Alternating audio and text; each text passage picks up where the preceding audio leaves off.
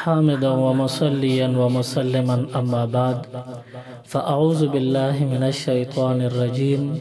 بسم الله الرحمن الرحيم وما أرسلناك إلا رحمة للعالمين صدق الله العظيم. قرآن پاک کے اللہ رب العالمین فرمائی چې حضور علیہ السلام ما د تمام کائنات د پارا د تمام عالمین د پارا رحمت ګرځولې دی. نو پیغمبر علیہ السلام رحمت للعالمین دی. دنیا کی حضور علیہ السلام دا سے وقت تیر کړی دی چې د هر یو مخلوق ورسره مینوا او الله رب العالمین د حضور علیہ السلام عظمت د هر مخلوق پزړه کې اچولې وو. پیغمبر علیہ السلام د ربیع الاول په میاشت کې پیدا شوی دی او وفات شوی هم د ربیع الاول په میاشت کې دی. په اتم ربیع اول باندې حضور علیہ السلام دنیا ته تشریف راوړی دی او بیا په 12 ربیع الاول باندې وفات شوی دی. پیغمبر علیہ السلام یو عظیم انسان دی او هر یو مخلوق د حضور علیہ السلام قدر پیژندل دی. نو د حضور علیہ السلام په امتی کېدو مونږ تاسو له فخر پکار دی. پیغمبر علیہ السلام په هر یو شی باندې حکومت کړی دی او د هر یو شی اختیار الله رب العالمین ورکړو. په اسمانونو باندې حضور علیہ السلام قدمونه ایښي دي. دا اسمانونو هم د حضور علیہ السلام د قدم مبارک نخکت دي. حضور د دین هم په برتل دی. معلومه شو چې اسمانونو کې هم د حضور علیہ السلام اختیارات الله ورته وربخل او ورعطا کړو. پزموکو باندې هم د حضور علیہ السلام الله رب العالمین اختیار چلولې دی. حضور علیہ السلام ته الله رب العالمین فرمای محبوب استا د قدمونو لاندې چې څومره زین دینو دا که اولټول شي نو دا ما د سرو زرو جوړ کړی دي. نو حضور علیہ السلام چې په کوم ځای قدم مبارک کېږدي هغه زین کلاندې وګورئ نو هغه سونا دا سره زر دی الله ته نه جوړ کړ. دا د حضور علیہ السلام هغه برکت او شرافت دی چې الله دې ځمکې ته ورعطا کړی وربخلی دی. شب معراج کې پیغمبر علیہ السلام چې کله جنتونه کتلی دي بیا د هغې نه وروسته د دوزخ معاینه کول غوښتل. نو د جهنم په گیټ کې یو داروغه فرشته وه او حضور علیہ السلام دننه د ورتلو اراده وکړه. نو دغه د جهنم داروغه ورته وایي د الله محبوبه دننه مه ورځه د جهنم کې اور بلیږي نو دا جهنم ګرم دی. نو کته ورغلی نو دا غوند اور به یخ شي اور به ختم شي ګرموالی به ضایع شي. بیا دغه داروغه د جهنم هغه ورته حضور علیہ السلام ته وایي د الله محبوبه وي ته پخپله ورځې مونږ خو چې پخپله چېرته دننه د ورتلو ضرورت شي جهنم کې دننه څه پسې ورننوځو نو مونږ په تا باندې یو ځل درود شریف ووایو د هغې د برکته بیا جهنم اور په مونږ باندې اثر نه کوي. چې ستا باره کې درود دومره کمالی دی دومره با اثره دی نو که ته پخپله ورلې خو ټول جهنم به یخ پخ شي سر به ختم شي. نو ګوره په جهنم باندې الله حضور علیہ السلام له اختیار ورکړی دی. د هغوی د نوم مبارک د خاطره د جهنم اور بیخیږي. نو داسې دی تمام کائنات لا پزړونو کې الله رب العالمین اچولی دی چې پیغمبر علیہ السلام یو عظیم انسان دی. پیغمبر علیہ السلام د ځنګل په بوټو باندې د ځنګل په حیواناتو باندې د ځنګل په اونو باندې هم اختیار لري. اسمان کې ځلیدون کې ستوري په دې باندې الله حکومت ورکړی دی. اسمان کې ځلیدون کې نور او سپوږمۍ په دې باندې الله الله رب العالمین اختیار ورکړی دی په هر یو شي د حضور علیه السلام اختیار او چې کم زناور سره به خبرې کول غوښتل نه حضور چې به ارشاد وفرمایي هغه زناور به حضور علیه السلام سره خبرې کولې معلومه شو چې په هر څه باندې اختیار دی او موږ مسلمانان په فخر سره وایو چې په موږ هم د حضور علیه السلام ننم پوره اختیار چلیږي چې موږ ته حضور علیه السلام وفرمایي چې ګیره غټه کا نه په موږ اختیار دی موږ بیا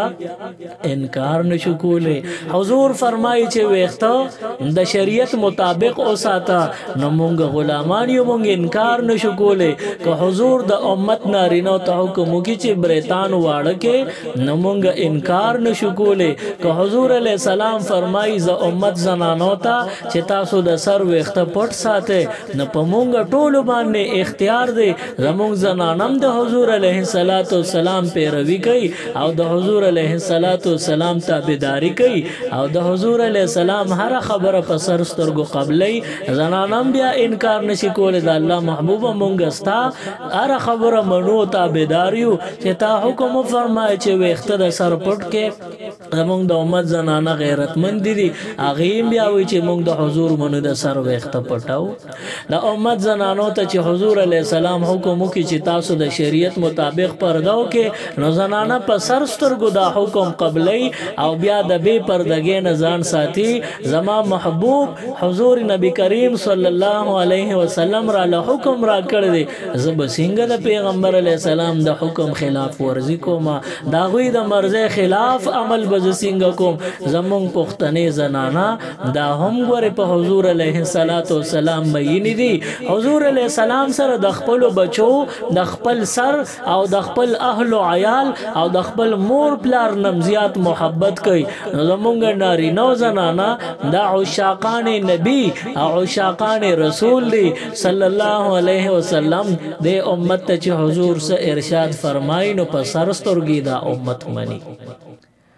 حضور علیه السلام په سفر باندې روان شو او په یو ځنګل تېرېدو هلته یې زړه لرالل چې دلته به لږ دمه وکړو آرام به وکړو نو پیغمبر علیه السلام بل یو صحابي ورسره او یو اړخ ته ډډه یې واچوله نو دا صحابي وی ما خو خوب نه کو ځکه چې ما سره د دواړو جهانو سردار صلی الله علیه وسلم دی چرته څه ضرري شي ورته ضرر ونه رسوي نه پیغمبر علیه السلام ته مې وویل چې ته په آرام سره سملاستم نه ما څوکۍ کوله وی ناګهانه چې د حضور علیه السلام سترګې مبارکې ورغلې یو اړخ نه د ځنګل یوه زړه ونه وه هغه یې د ځمکې شلوله او په ځمکه کې داسې په راښکو په ولاړه را روانه ده او حضور علیه السلام له چې راورسېده نو په حضور علیه السلام را ټیټه شوه دا صحابي فرمایي وی ما دا ناشنا حالات ولیدل ویل ناګهانه دا ونه واپس نیغه شوه او په کومه لار چې کوم ځای ځمکه کې شلولې و په هغه ځای کې واپس روانه شوه او چې د کوم ځای نه راغلې و په هغه ځای واپس ودرېده او خاورې پې کلکې شوې لږه شیبه بعد حضور علیه السلام را بیدار شو دا صحابي پیغمبر علیه السلام لراغی دا الله محبوب تاسو چې سترګې ورلې ما ستاسو څوکۍ کوله دغه یوه زړهونه ورته یاده کړه وی دغه را روانه شوه د ځمکې شلوله او ستا خواله راله نو په تا را ټیټه شوه او بیا واپس لاړه او ځمکه هم واپس خپله پیوس شوه پیغمبر علیه السلام دې صحابي ته وی او داونه مال راغله سلام لا وی دې اونې د الله نه اجازت وغوښتو چې پروردګاره پیغمبر علیه السلام زما خواله راغلی دی او زما خواهش دی چې زه ورته سلام وکړم یا الله ورته اختیار ورکړه چې د دې ځای نه سلام کې او که خواله ورځي تا ته اجازت دی ته حرکت هم کولی شي ځمکه مې تابع کړه وی داونه راغله او زما خوا ته چې ودرېده نو وی ما ته سلام یې وکړو نو بیا را باندې را ټیټه شوه وی چې ما ته سلام وکړو نو ما هم ولې د سلام جواب کړی دی دعا مې ورته کړې ده او بیا دا اون واپس شولا. نه د دینه معلومه شوا چې د ځنګل ونی دام د حضور علیه السلام تابعداري کوي چې پیغمبر علیه السلام ویني نو ته سلام کوي. پیغمبر علیه السلام فرمایي چې کله ماته نبوت ملو شو وای دا غي نه رستو چې زب په کم غر باندې تیرې دم نو دا واړو واړو کانی یا غټ غټ غټان به پراتو یا د لارې په یو اړخ په بل اړخ باندې بوټي بو د هغه شجر او حجر نبا ما ته आवाज کېده چې السلام علیکا یا حبیب الله یا نبی الله یا رسول الله. دا الفاظ باندې ما ته به आवाज کو او سلام به راته کو. نو پیغمبر علیہ السلام په خپل باندې مبارک ارشاد فرمایلی دی چې د ځنګل دا ونی او د غر دا کانی او په غر ولاړ بوټي او په لارو په اطرافو کې چې کوم شین کېوي دی ټولو ماته سلام شروع کو. پیغمبر علیہ السلام په هر څه باندې حکومت الله ورکړو. حضور علیہ السلام په ځنګل باندې تیرېدو یوی اوسه ورپسې आवाज کړی دی. هغه له حضور علیہ السلام ورغه نا اوسه خپل فریاد کوي وای زه دې سړی پخکار کې نیولې ما او دا يهودي دی ما نه پرېږ دی علالۍ می خامخا می بوزي. خو ما ته مسله دا چې زما په دغه غار کې مخامخ واړو واړو بچی دي او هغه بچولا د پي ورکولو ټیم دی. نو دا سړی خو مې پریدي نه اسې مې علالۍ خو بچی مې بهر په خپل ځان د مړولو دي نه واړه دي د پایو ټیمې دی. نو لږ چې راته اجازت وکړي ته مې سفارش وکړه او ضمانت مې وکړه چې ما ته اجازت وشي چې زه ورشم بچی ماړه کم بیا به راشم بیا که مې علالۍ او که مې ارسه کوي. حضور علیہ السلام دی اوسه توی چې واپس براشي نوې دی اوسه او توی چې الله محبوب خامخا واپس راځم. وی دغه اوسه اوس پړدا او پرې خدا يهودي وی چې تب هغه پورې زماده خوانه زین زکه تازي مواري غشته داسنه اخو زناور دی اوسه د لاړو بیا نه راځي نو بیا به سوق زی مواري تب می زی مواري تبرانه زینا. پیغمبر علیہ السلام وسره ولاړ دی لگا شی بتیرا شو اوسه په ټوپونو را روانه نه دغه يهودي خواله ځان را رسو. وی چې يهودي دا معاملہ اولیدا نوې بیا دغه يهودي حضور علیہ السلام ته وی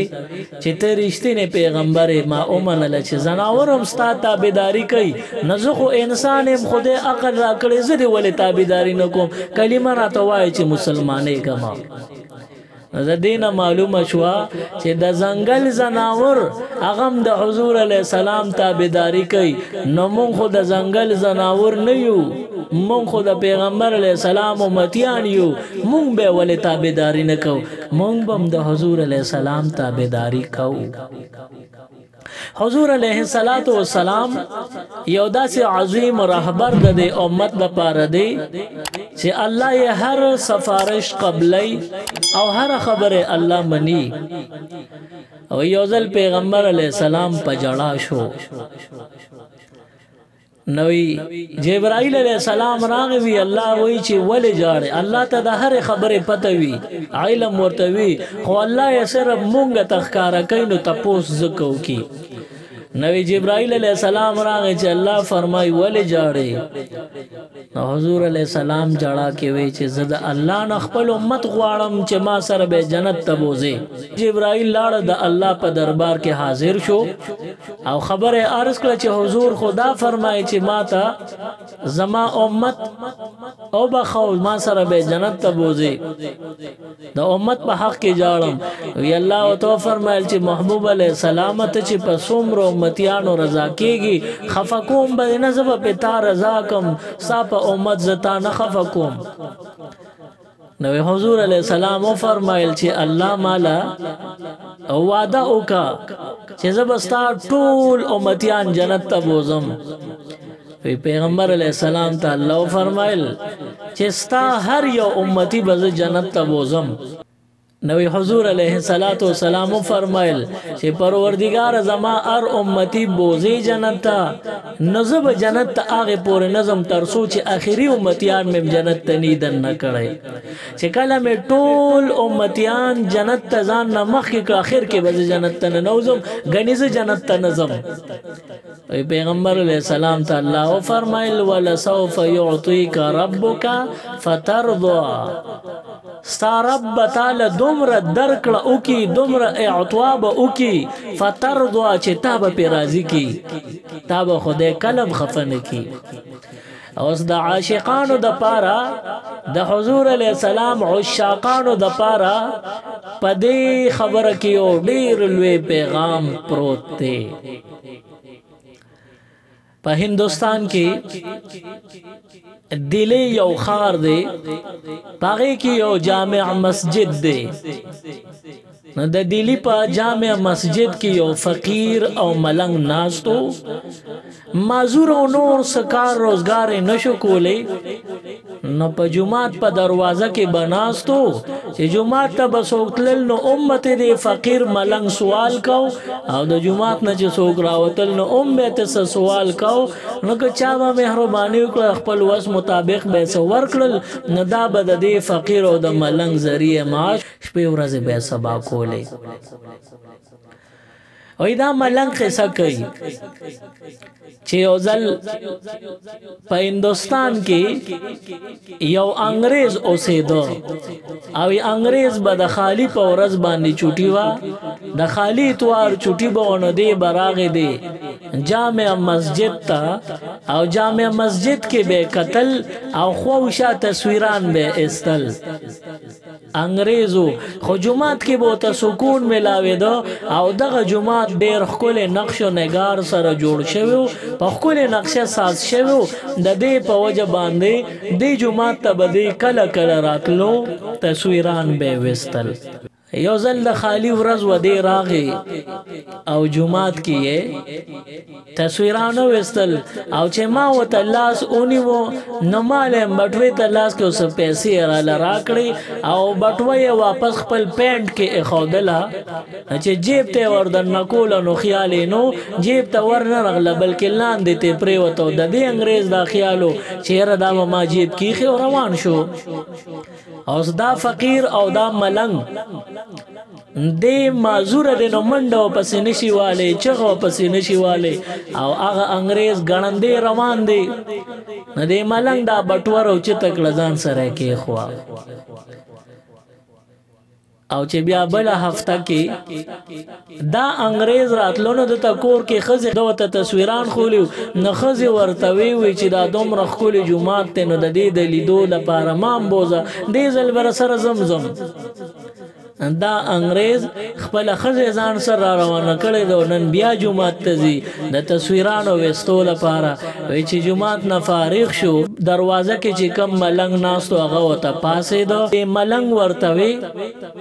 چې تیر ځل تا مال پیسې را کړې وي خو جیب کې د بټوي خودا غجیب کې نه خو دې شو بلکې ستاده جیب نه پرې وتا اعظم معذور هم د پسې مې درس غلول نه شو په منډه در رسول نه شو تم ګړندې روان وې نو ما د سنباله خدا ندی معذور سړی ملنګ هغه بټوا را کولو کړو دی انګريز له ورکړه چې کله انګريز ته دا بټو ملو شو هغه کولو کړوي کتل چې څومره پیسې پکې هغه وقوي او سم پکې پوره پیسې پرتی چیرلې شوی یا کمی شوی نه دي دا انګريز حیران دی خزم سره ولاړه دا او د ملنګ ته مخې راوړ ایته خو دومره په بد ورځې معذوره مې او تا ته د پیسو ضرورت هم دی نه چې ما نه دا بټو پرې وته نو ما خو تا سره لیدل نه و چې زه به تا نه تپوس کوم ما خو وی چې ته بل ځای به پروتي وای دې فقیر وته وی چې ما ته د دې پیسو ضرورت خډېرو خو زما رړله به مې یو خیال راته هغه خیال داو چې زه دا پیسې ولګوم نو زمون خو د مرګ نه پس بیا ژوندم شته د قیامت په ورځ به مې خدای ودرئ چې الله مې ودرئ ما نه به تپوس کیږي زما حساب کتاب به کیږي نو که ما دا غلا کړي ستانه دا پیسې مې پټي کړي نستا پیغمبر عیسی علیہ السلام او زما پیغمبر محمد رسول الله صلی الله علیه وسلم دی. نو د قیامت په ورځ بستا پیغمبر حضرت عیسی علیہ السلام زما پیغمبر حضور علیہ السلام ته زما د عمل خلاف شکایت کی، زما د غلا کول شکایت به وته ولګي. ناغه وخت کې د عیسی علیہ السلام مخ کې زما د خراب عمل د لاسبا حضور علیہ السلام سترګې مبارکي ټیټی شي، ملامت بشي زما د غلا د لاسا. نو پدې وجه باندې ما غلا او نکړه او دا پیسې مين دي لګولې. او دویمه وجه دا ده چې کله ما غلا کړې و او بیا د قیامت پر ورځ حساب کتابو نو فرض ک د حضور علی السلام ټول امتیان جنت ته لاړ شي، نو زم یو امتی منو زما د غلا حساب کتاب به الله اول کوي او که جهنم ته د تلو سزا پکې وي زب جهنم تم زما او غینه چې بیا روزم جنت ته زم دا غینه رستو پیغمبر علیہ السلام جنت تزي. ځکه چې حضور علیہ السلام فرمای چې زب هغه پورې جنت ته نظم تر سوچ زما ټول امتیان په جنت ورنه نوتینی، نو که زه جهنم ته دتلو مستحق شم د غلا د لاسه، نو زما د لاسه حضور علیہ السلام به جنت ته پتلو کې لګ نا وخت شي، حضور علیہ السلام ته به تکلیف ورسی. د دې په جما د غلا نه د کړي. ګوره یو فقیر ملنګ او یو معذور سړی چې هغه ضرورتمندم دی، داغي باوجود حضور علیہ السلام سره دومره عشق دی چې د حضور علیہ السلام تکلیف نه برداشت کوي چې پرواز د محشر زما د لاسه حضور ته چرتا د جنت انتظار کی تکلیف نه رسیږي چې جنت ته ټول متیان نه کوي، ما هم نن کې اخر کې به جنت ته ځي. وی ما دل تخبل کاته صفو ساتل چې زر جنت ته لاړ شم چې د حضور علیہ السلام جنت نه بار ډیر وخت تیر نشي. نو حضور علیہ الصلوۃ والسلام یو شفیق پیغمبر دی، الله دنیا ته را لېږلی دی. نو موږ لم پکار دی چې حضور علیہ السلام کله هم د خپل عملونو په وجه باندې خفن کو هغوی ته تکلیف اون رسو. زموږ نارینا د حضور علیہ السلام د عشق دعوه کوي، د پیغمبر علیہ السلام د محبت دعوه کوي، نو صحد پوری رښتینی دي. خو د شیطان چال مکر و فریب ته وګوره چې زموږ د نارینه د امت هغه بیان د حضور علیہ السلام د سنتو او د هغوی د تعلیماتو نه خلاف ځان سره په لار روان کړي دي. د سر د ویختونو والا د خپو د پیزار پورې د پیغمبر علیہ السلام تابعداري کول دا اصل حقیقی معنو کې عشق دی. د حضور علیہ السلام سره عشق پکار دی. زمونږ اوسانو الکانو د سر ویختو د اوګون امراخ کته کړی دي او پاغي کې هیربند لګولې وي یا شاته ته نه کمسه کړی وي، نو دا په اسلام کې نشتا، د حضور علیہ السلام سنت طریقو کې نشتا، د پیغمبر علیہ السلام تعلیماتو کې نشتا. اوس دانه چې دا خلق بی دین دي، دا سوچه مسلمانان دي، خو د شیطان په پنجه کې راگیر دي او د مسلمانې باوجود شیطان ځان سره روان کړي دي. دوی که خبر شي نو بیا دوی د دین توبه مباسي. ځکه زمونږ پښتانه نوجوانان دا ډیر غیرتمند دي، هر څه برداشت کوي، خو د حضور علیہ السلام د سنت طریقې خلاف ورزي نه برداشت کوي. او که دوی د سنتو خلاف رواني نو دا دوی قصدن لري، دا شیطان دوکه کړی دي. او که دوی خبر شونو زمونږ یقین دی چې دوی بیا توبه مباسي او خپل پیغمبر سره د عشق مظاهرم کوي. بیا نوجوان او هر مسلمان ته حضور علیہ السلام فرمای چې تاسو ګيري اوګدې کې او بریتان واړه کې نه شیطان خو به هغه خبرو کې مونږ دوکه کوي پسلاوي په کوم خبرو چې حضور علیہ السلام ته خوشحالي رسیږي د هغې نه به مونږ شیطان اخوا کوي خطا کوي. پیغمبر علیہ السلام فرمائے گیری اگدے کے اور بریت واڑ کے نو بعض مسلمانان ناپوئے دی اگوی بریت اگدکڑل گیری وڑے کرے. دا اسلام خلاف او دا حضور علیہ السلام دا تعلیمات و خلاف دا بند روان دے. بیا دی گیر کې مختلف ډیزاینونه کیږي، دغه خراب ډیزاینونه په گیر کیو کی بعضی نه مخ کې سړی کافر هم شي رضان نه خبر ني. نه د دې خبرو نه ځان ساتل پکار دی. د حضور علیه السلام د عشق زمونږ نه دا تقاضا او دا یو غوښتنه ده چې مونږ د حضور علیه السلام اعمال سنت طریقې په خپل زندګۍ کې راولو. پیغمبر علیه السلام ټولې طریقې زندګۍ کې راوستل دا زمونږ او ستاسو ذمه ده. بهرحال پیغمبر علیه السلام د ربیع الاول په میاشت کې پیدا شوی دی او بیا خدای ول دومره عظیم اختیارات او کمالات ورکړي دي چې په مقدس مکه چاته بم ملو نشي. معجزې د حضور علیه السلام ډېرې دي. په هغه معجزو کې یو معجزه د طاقت هم ده چې حضور علیه السلام لا الله رب العالمین د 4,000 پهلوانانو برابر طاقت ورکړو. 4,000 پهلوانان د دې برابر یا د دې نم زیات طاقت الله پیغمبر علیه السلام له ورکړی دی. په عربو کې یو مشرک پهلوان مشهورو دومره مضبوط سړیو چې چا به اوخ حلال کړو او د اوخ سرمن به په ځمکه خوروا. دا پهلوان براغي او په دغه سرمن باندې به یو وخت پکې خوا او خلکو ته به وی راشه کچا کی زوري ټول په جمع باندې دا سرمن راکاږي او زما دا یو خپ په پرتر دا او خوځوي یا دا سرمن زما د خپې نه خلاص کې. دومره زور ورو او دومره پهلوانو چې لس مضبوط او تکړه تکړه سړی برالل دغه سرمن مې لاسونو کې اونی و پراخکو راخکو د دې خلکو په لاسونو کې به دا سرمن ټوکړي ټوکړي شو لاسو کې به دا سرمن اوشلې دا خو د دې پهلوان یو وخت په ممچا او نو خوځوله سرمن به تر اخلاص نه کړه دا سه بولکه چې میخه په تکوالو. بیا دا پهلوان راغلی دی چې الله وته هدایت کوي نو راغلی دی پیغمبر علیه السلام سره ناس دی او پیغمبر علیه السلام ته د صحابه مخ کې وی چې ته ځان ته پیغمبر وې نو زه به د اومنم او پتا به ایمان وروړم خو په یو شرط. هغه شرط مې دا دی چې مال په کبډي راشه نو که ما پړ کړې نو ته پیغمبري به پرېږدې کزه دې پړ کړم زه به کافري پرېږدم مسلمان بشم. وی پیغمبر علیه السلام ورته فرمایل چې راځه چې میدان ته شو. چې میدان ته کېده نو صحابه کرام را مخې ته شو د الله محبوبه مو غلامان حاضر یو ته میدان ته موزه ستا دپاره به مونږ جنګېږو دله به په کبډي ورځو او د ده را پرځول دا زمونږ کار دی. وی پیغمبر علیه السلام دې صحابو ته مخ مبارک راواړو کدی ایمان روړی نو پتا سو به ایمان روړی که پما بروړی. صحابه ته فرمای دا الله محبوب پتا به ایمان روړی نو حضور علیہ السلام ته فرمای چې پما ایمان روړی نه پرېږي دې چیلنج مال را کړې چې په کبډي راشه نو پرېږي چې زول په کبډي ورشم چې پته ولګي. چې کله حضور علیہ السلام میدان ته وروته او دې پهلوان سره په کبډي شو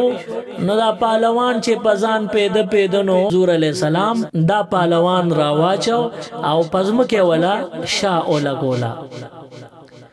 وی دې پهلوان ځانو سند د خورونو ته وی چې دا خو زما خپل خوې دلې دا یو ځل را لبیا راشه چې پته ولګي. حضور علیہ السلام ته بیا وی راځه چې بسم الله کو چې په دویم ځل په کبډي ورغه نوې بیره پهلوان را واچو او شی ولا پزمکو لګولا. وی دې پهلوان وته وی چې خیال مينو سم دستی دی را باندې حمله وکړه نو په ناپامه کې د حمله وکړه ذکر را پرې وتم یو ځل بیا په کبډي راشه. وی بیا ولا حضور علیہ السلام په دریم ځل چې په کبډي ورغه نو چې بیا را واچو نو پسینه ولا کلک لاس کې خودو او خور پسې ولا شام مضبوطه لګولې دو تپوس ته کوي وایا خپل خود نه د خوېدلې وی نه وای ناپامه کې حمله خو مې نه د کړې وی نه وای شام د لګولې د کنوي او شادر علی لګولې وای بس حضور علی السلام ته پاسې د مشرک امر پاسې د جامع وسندل بیا پیغمبر علی السلام ته وای تا سره خدای زور دی او ته حقیقت کې پیغمبر کلمه راته وای چې مسلمان شمه. نو دا پهلوان مسلمان شو. اوس د حدیثو په کتاب کې د ذکر راغلی دی حضرت رکانہ رضی الله عنه دا هغه مشرک پهلوانو چې د کبډي وکړو دا غین ورستو دی مسلمان شو. نو حضرت رکانہ رضی الله تعالی عنه ته نه جوړ شو. زمونږ د 400 مشهور عالم دین مولانا فضل ربیع مادن هغوی دا واقعا په خپل شعرونو کې بیان کړی دا. یو مشرک پهلوان وی نبی سلطان تا ځان بنی سنن زما طاقت او توان تا کمه پړ کړلې دا خپل دین به پرېږدې ته کده پړ کړم اقدم غاړه به ایمان ته. حضرت اوې بسم الله راځه تیارم زه ولاړ یم د اسلام خدمت هر شان ته. اصحاب ورته وی چې غلامان شته سردار صد پاره اوزی بیا میدان ته. حضرت نه منل شلو ورتر غاړه پدری زله پهلوان را پړک ځان ته. پهلوان وی خدای زور در سره دی زور می نشي رسیدې زور د سبحان ته. پهلوان زر کلمه وی معدنه سری ټیټک د کونینو پهلوان ته. نو معلومه شو چې حضور علیه السلام لا الله رب العالمین ډېر معجزې ورکړي دي. دا طاقت هم الله بطور معجزه ورکړو. او دغه حضور صلی الله علیه وسلم سیرت مبارک او د هغوی تعلیمات که مونږ زندګۍ کې راوستل نو بیا به زمونږ په دې تمام کائنات باندې حکومتي مونږ لبم الله هغه شان قدر و قیمت او هغه شان مقام راکی. حضرت سفینہ رضی اللہ تعالی عنہ یو صحابی دی. دی فرمایوی په ځنګل کې را روانو ما مدینه منوره ته راتلم. لار را نه خطا شوی وا وی چې شاته مې وکتل یو ازمری را پسې داسې تیزه کې را خطاو. وی ما وی چې دی لکه چې اوږې دی او امزه ورته میلاو شم دی به ما خوري ما به ژوندی نه پرېږدي. وی ډیر تیزه کې دا ازمری را روانو. وی چې ډیر را نږدې شو نو زه بالکل یری واغشتم او بیا را نه مخکې تلل نه کېدل. ای بس فورا ورته په ځای ودرېدم بس قسمت راوستې خبره چې څه به راسره کېږي. وی ورسره ودرېدم خو یری واغشتم او د یری د وجې مې خولې له بې اختیاره دا خبره راله. د ازمري ته مې وی چې زه د محمد رسول الله صلی الله علیه وسلم غلام یم. چې دا مې ورته وی چې زه د حضور علیه السلام غلام ما. وی دغه ازمری په هغه ځای خپې مضبوطې کېښودې. وی دا خپې دومره زور سره کېښودې چې تیزه کې را روانو نو خپې په خوېدو زما پورې راورسېده. او چې ما له راورسېده نو سر یې راته ټیټ. وی دې ازمري څه خوله وخوځوله خو زه پې پیدم او لکې د نیازبینتوب نه وخل شروع کړل. او ما ته چاپلوسي شروع کړه. او چې سر یې راته ټیټ کړ نو زما یا خو په زړه کې یره وه او یا سم دستي هغه یره او هیبت د زړه نه ووتو او زه په دې ازمري د پاسه کېناستم. سفینہ رضی اللہ تعالی عنہ فرمائی وی په دې ازمری باندې کېناستم نو وی دې ازمان لار روکه شوې وه. وی دې ازمری په خپله باندې د مدینې منورې طرف ته مخه وکړه او وی څه مزل یې وکړ نو وی مخامخ د حضور علیه السلام جومات مسجد نبوي په نظر راغی. وی لاړم د مسجد نبوي خواته چې ورسولم زه ترې کوشم. وی چې جومات ته رالم نو حضور علیه السلام رانه تپوس کو سفینہ ازمری سره د څه چلو کو. وی ما ورته وی چې د الله محبوب په ځنګل کې را باندې حمله کوله خو ما ورته وی چې زه د حضور علیه السلام غلام یم. نه هغه ناګانه په ځای باندې ودرېد او په ما باندې مهربانه شو او زه پې کېناستم جوماته پورې مې پې ځانم را رسولی دی. بیا حضور علیه السلام فرمای سفینہ وی د ازمري اخر کې خلو خوځوله ته ترې پېښ وی چې دی څه وی. ما ورته وی چې د الله محبوب ما ته پته نه لګي چې د به څه ویلي په خبرې نه پوهېږم. وی جبرائیل علیه السلام راغی راته وی ازمري ورته دا خبره وکړه چې سفینہ ته چې د محمد رسول الله غلام یې نو زه بیا ستا غلام یم. نګوره دې ځای کې معلومه شوه چې د حضور علیه السلام په صحیح معنو کې مونږ غلامي شروع کړه. په صحیح معنو کې د حضور علیه السلام طریقې مونږ خپلې کړې نو بیا دا تمام کائنات دا به زمونږ تابعداري دا به بیا زمونږ په خدمت کې لګي مونږ ته ضرر به نه را رسوي. کله پیغمبر علیہ السلام تعلیمات په زندګۍ کې نوي نو کومګه ډیرم د حضور علیہ السلام په پیدایش په ورځ باندې اختر مناوو جشن مناوو لکه څوک ته جشن وای څوک ته عید میلاد النبی وای نو دا ټول نمونه غلط دي چې د حضور علیہ السلام تعلیمات زمونږ په زندګۍ کې ني نو بیا د حضور په پیدایش په ورځ باندې خوشحالي مناول مونږ له هیڅ فایده نه راکوي لکه زه به تاسو ته یو واقع ذکر کوم مختصر ټکو کې البدایه و نهایه یو واقع ذکر کړی دا وای کله چې ابو لهب په خپل بالخانه کې بره ناست دی او د سحر ټیم دی او د حضور علیہ السلام د پیدایش आवाज خور شو او یو د ابو لهب خپل وینځوا هغه راغله او ابو لهب ته आवाज وکړ چې مبارک شه ستا د مړ رور عبد الله په کور کې ماشوم پیدا شو الله ور لزوي ورک ابو لهب سره نور د زیری سنو چې د خپل وینځلې په زیری کې سور کړیو نو دغه ابو لهب د خپل خلاص په مسواک غوته باندې خپل وینځ ته د آزادې اشاره وکړه چې ته ما آزاد کړې سمانت رشوا ابو لهب بیا د کفر په وجه باندې د ضد او د عناد په وجه باندې د قران د خیرو مصداق ګرځیدل دي خدای مردار کړي دي بیا چا په خوب کې لیدل دي تاسو کوي ابو لهب عذاب کې څنګه مبتلا